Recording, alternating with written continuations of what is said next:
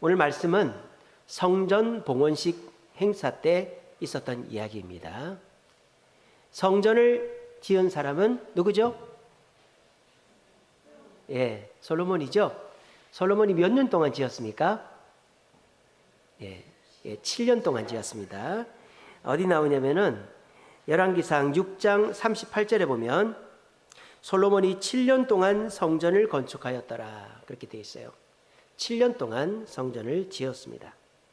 그리고 성전을 다 짓고 난 다음에 메인 이벤트가 이제 성전에 하나님의 법궤를 갖고 오는 거예요. 8장 1절입니다. 이에 솔로몬이 여호와의 언약궤를 다윗성 곧 시온에서 메고 올라오고자 하여, 이렇게 되어 있습니다. 그래서 이제 성전을 지었으니까 그 성전 제일 안쪽 지성소에다가 법궤, 언약궤를 옮기는 행사를 했습니다. 그리고 그 다음에 나중에 제물을 바치는데요. 이 성전 봉헌식의 제물이 얼마나 많은가? 우리 솔로몬이 1,000번제를 드렸잖아요. 1,000번제가 뭐예요?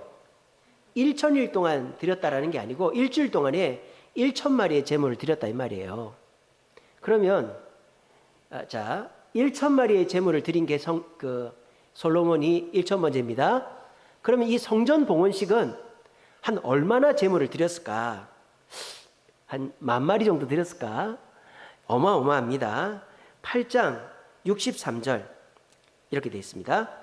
솔로몬이 화목제의 희생 제물을 드렸으니 곧 여호와께 드린 소가, 소가 아까는 양을 1,000마리 드렸다 그랬잖아요. 소만 22,000마리.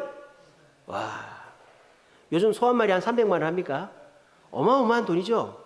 그리고 양이 12만 마리, 양을 12만 마리, 저는 1,000마리 드렸는데, 그렇게 성전 봉헌식에 어마어마한 제물이 바쳐졌어요.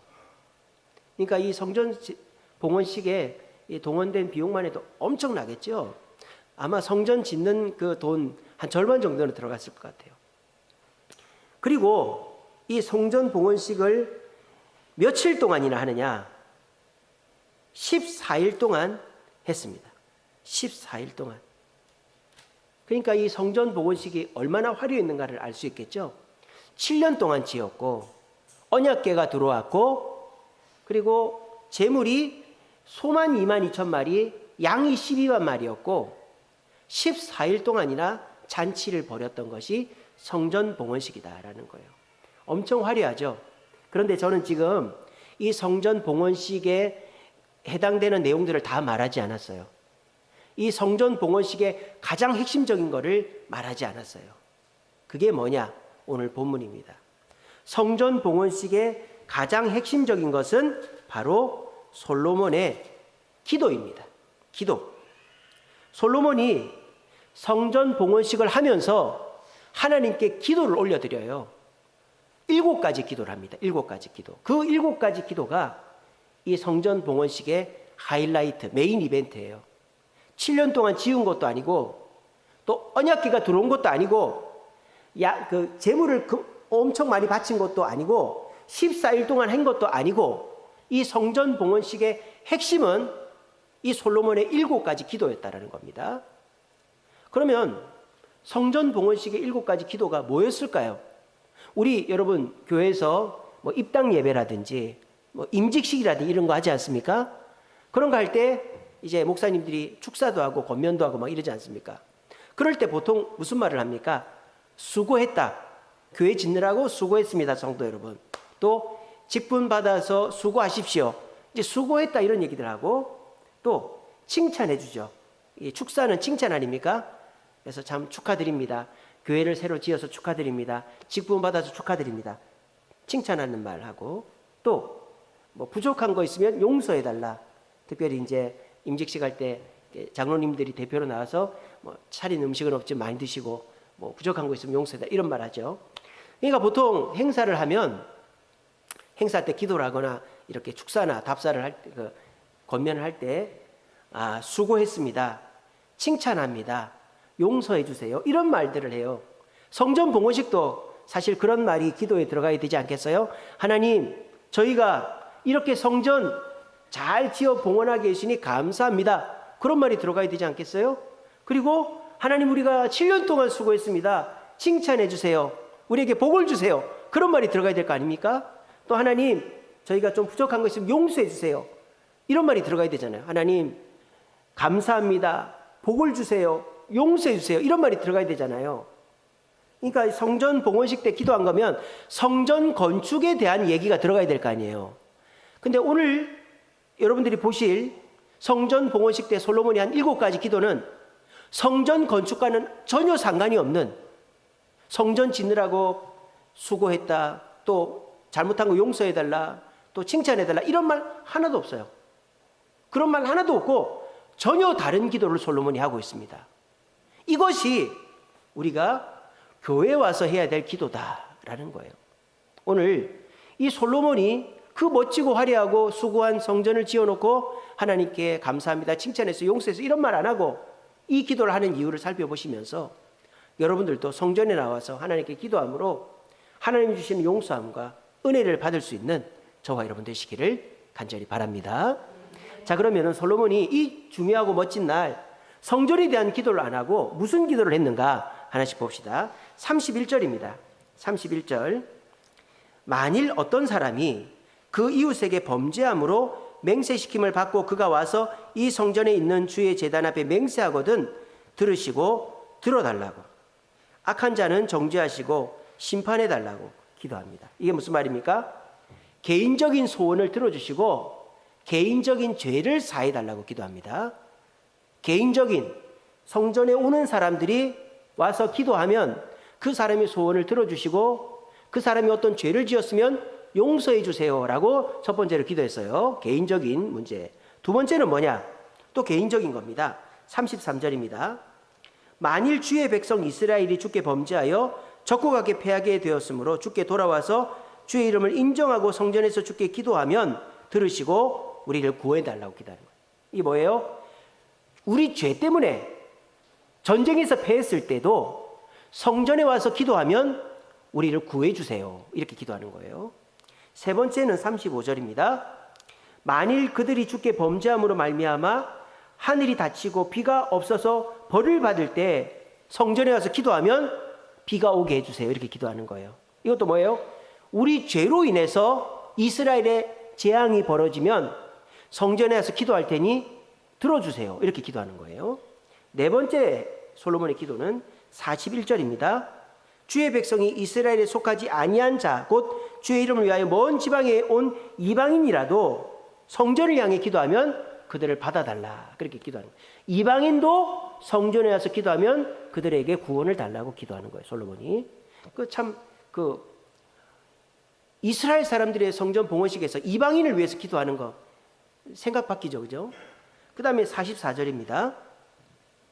주의 백성이 적국과 더불어 싸우고자 하여 주께서 보내신 길로 나갈 때 주께서 택하신 성읍과 주의 이름을 위하여 건축한 성읍이 있는 쪽을 향하여 기도하면 전쟁에서 이기게 해달라. 전투할 때 적과의 전투에서 성전을 향해 기도하면 이기게 해달라 하는 것입니다. 마지막 7번째입니다. 47절. 그들이 사로잡혀간 땅에서 스스로 깨닫고 사로잡힌 자의 땅에서 돌이켜 주께 간구하면 돌아오게 해달라고. 그러니까 전쟁에서 지면 포로로 끌려가잖아요. 이거는 바벨론 포로를 말하는 게 아니고 어떤 전쟁이든 지면은 포로로 끌려가거든요.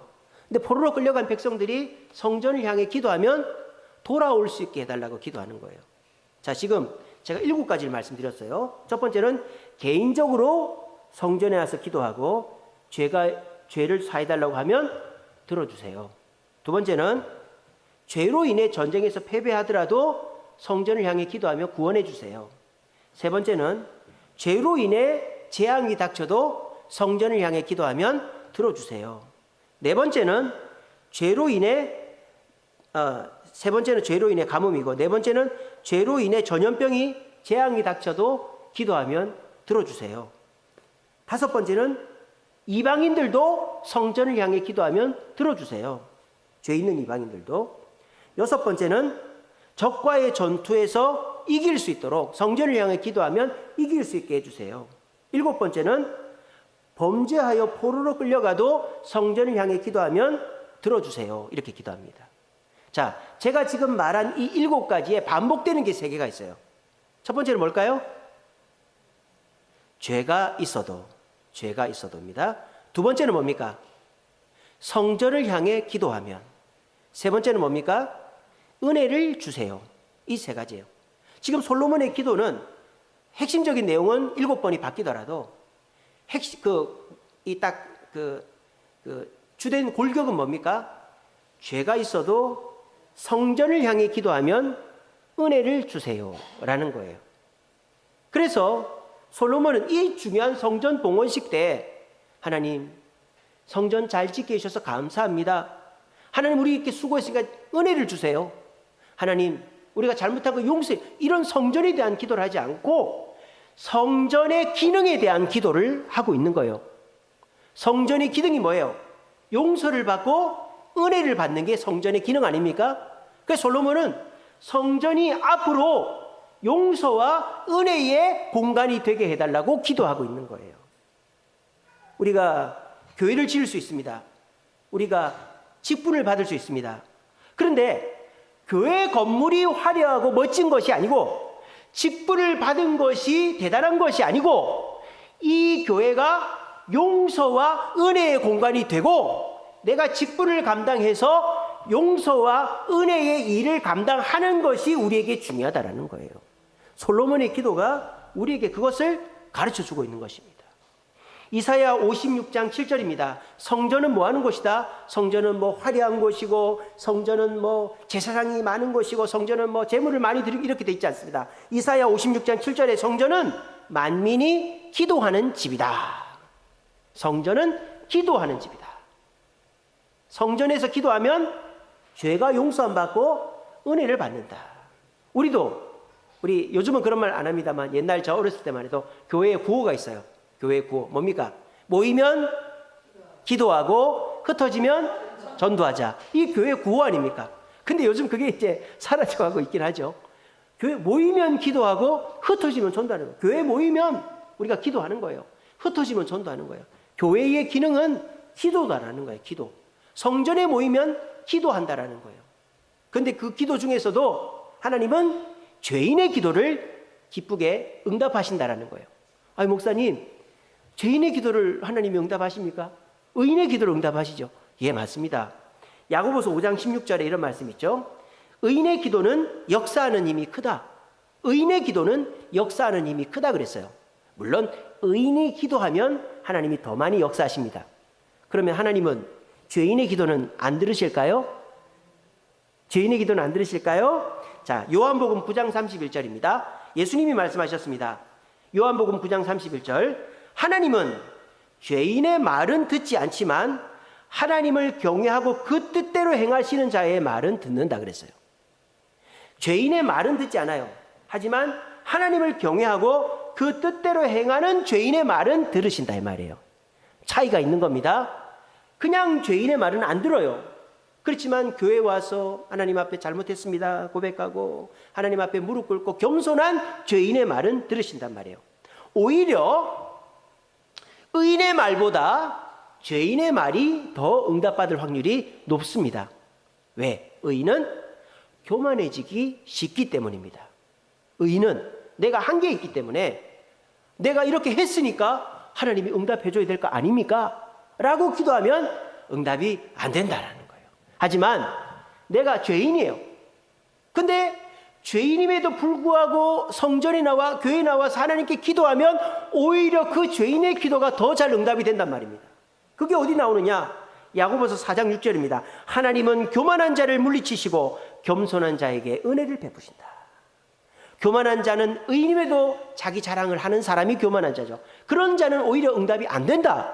하지만은 죄인이지만 내가 죄인됨을 깨닫고 그냥 길거리 있고 집에 있고 그런 게 아니라 성전을 향해 교회에 와서 기도하는 자는 하나님의 은혜를 받는다라는 것입니다. 우리가 조심해야 될 것이 있습니다. 내가 이렇게 헌금하고 봉사하고 내가 이렇게 했으니까 하나님이 은혜를 줘야 된다. 여러분 그거는 내가 하나님이다 이 말이에요. 내가 하나님이니까 내가 이만큼 했으니까 이만큼 줘야 될 거 아닙니까? 여러분, 그거는 굉장히 교만한 것이죠. 내가 하나님이라고 말하는 거예요. 우리는 내가 한 것이 있어도 하나님이 줘도 되고 안 줘도 된다라는 마음을 가져야만 시험에 들지도 않고 하나님께 더 큰 것을 받을 수가 있는 것입니다. 저는 요즘에 그런 걸 많이 묵상합니다. 하나님은 내 아버지 되시고, 하나님은 내 주인 되시고, 하나님은 나의 인도자 되신다. 하나님이 주시는 거는 좋은 것이고, 고난이든 축복이든 하나님이 주시는 거는 좋은 것이고, 하나님이 안 주시는 거는 이유가 있다. 그 생각을 자꾸 묵상을 합니다.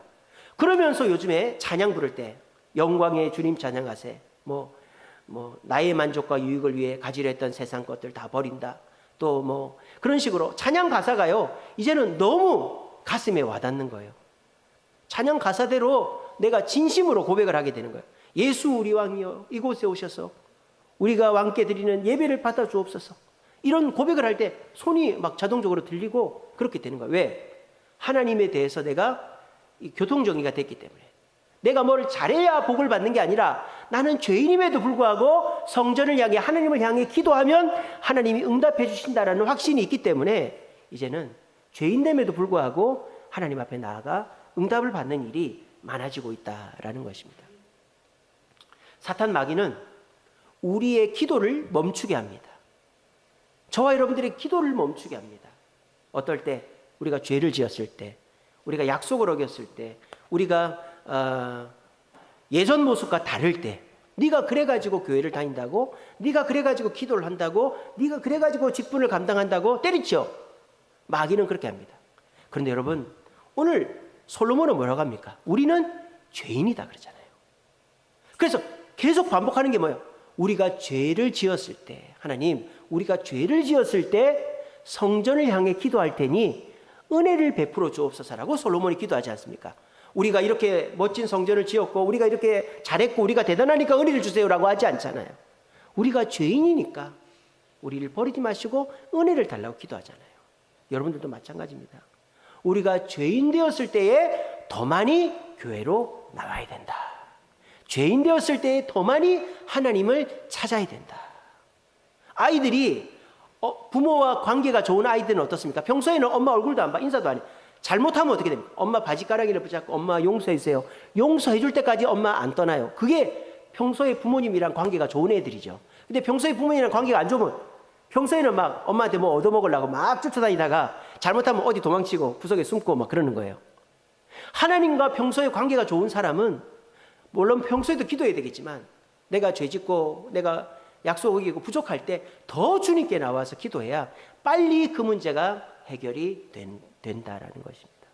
오늘 솔로몬은 이 멋진 성전을 짓고 우리는 의인입니다. 우리는 하나님 앞에 큰 일을 했습니다. 하나님 우리에게 축복해 주옵소서라고 말하는 게 아니라 우리는 죄인입니다. 왜? 우리는 죄성을 갖고 있기 때문에 이 멋진 성전을 하나님께 지어드려도 우리는 또 언제 범죄할지 모르기 때문에 그래서 하나님 우리가 범죄했을 때에 우리의 죄를 씻고 하나님의 은혜를 받는 용도로 이 성전을 지었으니 주님 우리에게 그런 은혜를 달라고 솔로몬이 하나님께 기도하고 있는 거예요. 참 솔로몬의 이때까지만 해도 솔로몬이 참 훌륭한 왕이었다. 저는 그런 생각합니다. 여러분들도 내가 이 교회를 다니는 것이 이 교회가 뭐 크고 화려하고 뭐 대단하고 이런 것이 아니고 내가 직분을 맡은 것이 내가 뭐 직분을 감당해서 잘 되고 이런 것이 아니고 이 교회의 기능에 맞게끔 내가 교회를 다니고 내가 직분 맡았음에 그 직분에 충실할 때 우리는 주님으로부터 용서함 받고 은혜를 받게 되어지는 것입니다.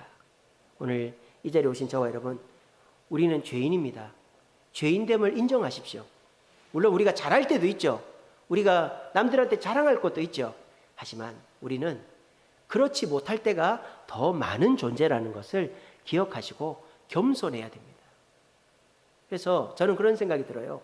내가 잘한 것은 얘기하지 않고 내가 잘못한 것은 고백하는 것이 진정한 의인이고 성숙한 성도다. 그렇게 생각합니다. 내가 잘한 것은 감추고 잘못한 것은 내가 고백하고 하나님께나 사람 앞에 고백하는 그 사람이 성숙한 사람이다. 저는 그렇게 생각합니다. 그런데 오늘날 거꾸로 된 성도들이 너무 많죠. 조금만 잘하면 내가 얘기해서 칭찬받고 싶어 하는데 잘못한 거 있으면 물어봐도 대답도 안 해. 괜찮아요. 그리고 어느 날 교회 안 보여요. 그런 사람은 교회를 다녀도 복을 받을 수가 없는 거예요. 신앙이 1cm도 성장할 수가 없는 거예요. 우리가 신앙이 성장하고 하나님의 복을 받으려면 어떻게 해야 될까요? 나는 죄인이다. 따라합시다. 저는 죄인입니다. 우리는 죄인이에요. 나는 죄인입니다. 그 마음을 항상 가지세요. 그리고 죄인이라고 해서 주님 피해 다니고 그러지 마시고 더 열심히 주님께 나오는 것입니다. 그래서 주님 앞에 기도하면 죄인의 기도를 응답하시는 하나님을 체험하게 되는 거예요. 그런 체험을 한번 하게 되면 어떻게 됩니까? 주님의 곁을 더 자주 찾고 죄가 있을 때마다 더 주님 곁에 가까이 오는 것입니다. 저는 우리 주세움교회 성도들이 다 의인들이기를 바랍니다. 여기서 제가 볼 때 세상에서 욕먹을 사람 아무도 없습니다. 정말 성실하게 사시고 가정적이시고 정말 부끄러울 것이 없는 분들입니다. 그런데 저와 여러분들이 의인으로 살고 있지만 내 개인적으로는 나는 죄인이다. 저는 죄인입니다. 이런 생각을 하시는 것이 저나 우리 공동체나 하나님께 좋다라는 겁니다. 그래야 사람들이 볼 때도 교만해 보이지 않고 하나님이 볼 때에도 응답해 주기 좋고 나도 하나님 앞에 쓰임받고 사탄 마귀의 놀이개가 되지 않는다라는 것입니다. 우리의 의인됨을 자랑하지 마시고 우리의 죄인됨을 고백하심으로 하나님이 용서함과 은혜를 숨기지 남김없이 우리에게 베풀 수 있도록 그렇게 하나님 앞에 죄인됨의 기도를 통하여 응답을 경험하시는 저와 여러분 되시기를 간절히 바랍니다.